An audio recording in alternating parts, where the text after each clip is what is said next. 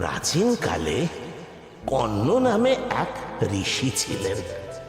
তার আশ্রম ছিল মালিনী নদীর তীরে।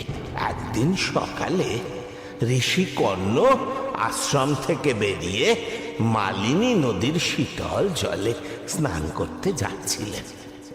এমন সময় তিনি শুনতে পেলেন এক ছোট্ট শিশুর কান্নার আওয়াজ। কান্নার আওয়াজ শুনে ঋষি কর্ণ তো ব্যতিব্যস্ত হয়ে উঠলেন। এদিক ওদিক তাকাতেই দেখতে পেলেন নদীর তীরে ঘাসের ওপর শুয়ে আছে সেই ছোট্ট শিশুটি, আর তাকে পাহারা দিচ্ছে কতগুলো পাখি। কাছে গিয়ে দেখলেন সে ছোট্ট শিশুটি একটি কন্যা। সেই ছোট্ট কন্যার গায়ে যেন রোদ না লাগে তার জন্য পাখিরা তাদের ডানা মেলে রেখেছে। ঋষি কর্ণ সেই শিশু কন্যার দিকে এগিয়ে যেতেই পাখিরা সরে গেল।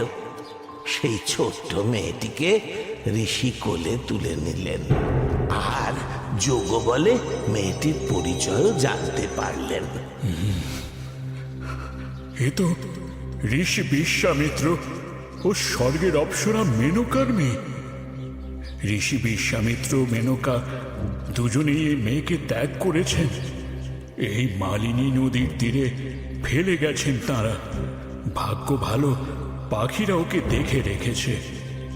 আমি ঋষি কর্ণ কথা দিচ্ছি, এই মেয়েকে পিতার স্নেহ দিয়ে মানুষ করব। আজ থেকে ওই আমার মেয়ে। আমি এই মেয়ের নাম দিলাম শকুন্তলা। ঋষি কর্ণের আশ্রমে শকুন্তলা ধীরে ধীরে বড় হয়ে উঠল। বনের পশু পাখিরা হয়ে উঠল শকুন্তলার খেলার সাথী। এদিকে ঋষি কর্ণ শকুন্তলাকে নিজের মেয়ের মতো স্নেহ করতেন। বাবা, তুমি বসো, আমি নদী থেকে জল নিয়ে আসি। ঠিক আছে মা।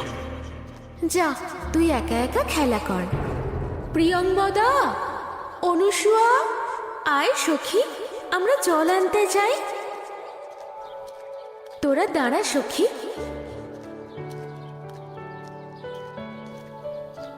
চল, জল আনতে যাই। চলো সখী, চলো। শকুন্তলা জানতো যে ওর বাবা মা ছোটবেলাতেই ওকে ত্যাগ করেছে, তবুও ওর মনে কোনো কষ্ট নেই। ঋষি কর্ণের আশ্রমে শকুন্তলার খুব আনন্দে দিন কেটে যায়। সখী অনুসুয়া ও প্রিয়ঙ্বদার সঙ্গে খেলা, আশ্রমের নানা কাজ করা, ফুল তোলা, আরো কত কাজ সে করে। ঋষি কর্ণের আশ্রম থেকে বেশ কিছুটা দূরে ছিল হস্তিনাপুর রাজ্য। সেই রাজ্য ছিল সব দিক থেকে সমৃদ্ধশালী, আর সেই রাজ্যের রাজা ছিলেন দুষ্যন্ত। হস্তিনাপুরের রাজা দুষ্যন্ত ছিলেন বীর এবং পরাক্রমশালী। বীর শ্রেষ্ঠ দুষ্যন্ত বনে গিয়ে পশু শিকার করতে ভালোবাসতেন। একদিন তিনি শিকার করতে গেলেন, অথচ ভালো শিকার পেলেন না। তাই ভালো শিকারের আশায় এগোতে এগোতে পৌঁছে গেলেন ঋষি কর্ণের আশ্রমের কাছে।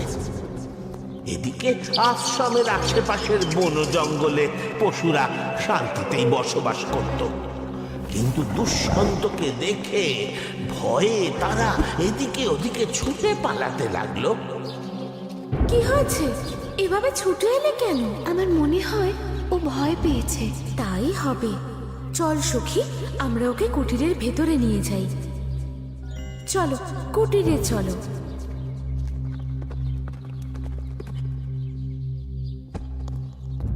কি সুন্দর পরিবেশ সারথি, মনে হচ্ছে আমরা কোনো আশ্রমের কাছে চলে এসেছি। নিশ্চয়ই এখানে কোনো ঋষির তপবন রয়েছে। দেখো ওদিকে, দেখো একটা নদী বয়ে চলেছে। চলো সারথি, আমরা নদীর সৌন্দর্য আরো কাছে গিয়ে দেখে আসি। চলুন মহারাজ। চমৎকার, কি সুন্দর পরিষ্কার এই নদীর জল। মহারাজ, এই নদীর নাম মালিনী। মালিনী নদী। তার মানে এই তপবন মহর্ষি কর্ণের। এখানেই মহারিষি কর্ণের আশ্রম। আমার অনেক দিনের ইচ্ছে ছিল মহারিষি কর্ণের সাথে দেখা করে তার পায়ের ধুলো নেওয়ার। আজ আমার এই ইচ্ছে পূর্ণ হবে। সারথি, তুমি রথে আমার জন্য অপেক্ষা করো। ঋষি কর্ণের সাথে আমার বিশেষ প্রয়োজন আছে। যে আজ্ঞে মহারাজ। হে মহারিষি, আমি আপনার সাথে দেখা করতে এসেছি। অনুগ্রহ করে আপনি আমাকে দেখা দিন। বাবার সাথে কেউ দেখা করতে এসেছেন বোধহয়। চল তো সখী, বাইরে গিয়ে দেখি কে এসেছে। হ্যাঁ, চলো চলো। মহারিষি কর্ণ আছেন? আমি তার সাথে দেখা করতে চাই। আমি ঋষি কন্যের মেয়ে শকুন্তলা। বাবা আশ্রমে নেই। আপনাকে দেখে মনে হচ্ছে আপনি কোনো রাজ্যের রাজা। অনুগ্রহ করে আপনার পরিচয় দিন। আমি হস্তিনাপুরের রাজা দুষ্যন্ত। শিকার করতে বেরিয়েছি। বনপথে ঘুরতে ঘুরতে এখানে এসে পৌঁছেছি। আর এই বনের মাঝে ঋষি কর্ণের আশ্রম দেখে আমি ঋষির কাছে আশীর্বাদ চাইতে এসেছি। আশ্রমে এখন তো বাবা নেই। তাই হে রাজন, আমার আতিথ্য গ্রহণ করুন। সখী অনুসুয়া, প্রিয়ংবদা, রাজার আপ্যায়নের ব্যবস্থা করতে হবে। হ্যাঁ সখী, আমরা ব্যবস্থা করছি।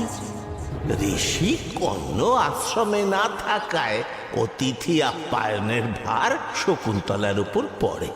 এদিকে শকুন্তলার সৌন্দর্যে মুগ্ধ হয়ে যায় রাজা দুষ্যন্ত। অন্যদিকে বীরশ্রেষ্ঠ দুষ্যন্তকেও শকুন্তলার ভালো লাগে।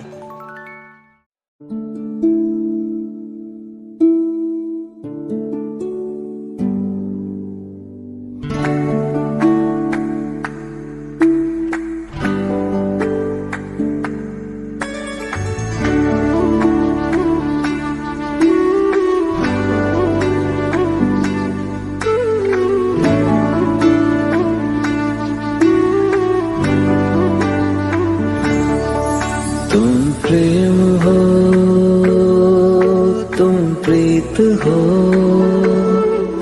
मेरी बांसुरी का गीत हो। तुम प्रेम हो, तुम प्रीत हो, मनमीत हो, राधे मेरी मनमीत हो।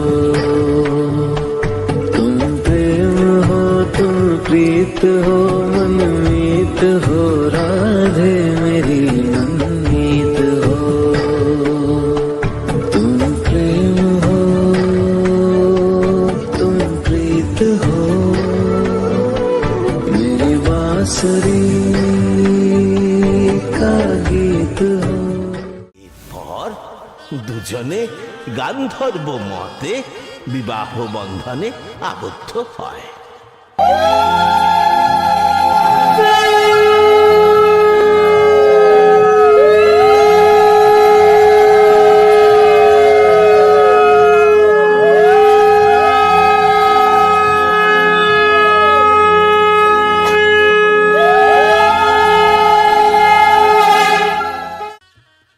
বিবাহের পরেই রাজা দুষ্যন্তর মনে পড়ল তাকে হস্তিনাপুরে রাজপ্রাসাদে ফিরে যেতে হবে। তাই বিদায় চাইতেই শকুন্তলা একেবারে কান্নায় ভেঙে পড়ল। হে রাজন, চলে যাবেন?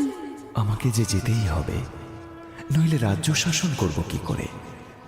তবে তুমি চিন্তা করো না শকুন্তলা। আমি খুব তাড়াতাড়ি তোমাকে রাজপ্রাসাদে নিয়ে যাওয়ার ব্যবস্থা করব। আর তুমি হবে হস্তিনাপুর রাজ্যের মহারানী। এবার আমাকে বিদায় দাও শকুন্তলা। আপনাকে বিদায় জানাতে যে আমার মন চাইছে না। এই নাও, আমার নাম খোদাই করা এই আংটি তুমি তোমার কাছে রাখো। তোমার যখনই আমার কথা মনে পড়বে তখন এই আংটি তুমি দেখবে, তাহলে আর তুমি কষ্ট পাবে না। এবার বিদায় দাও।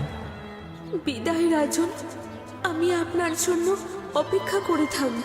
আমিও তোমার জন্য অপেক্ষা করে থাকবো শকুন্তলা। বিদায়।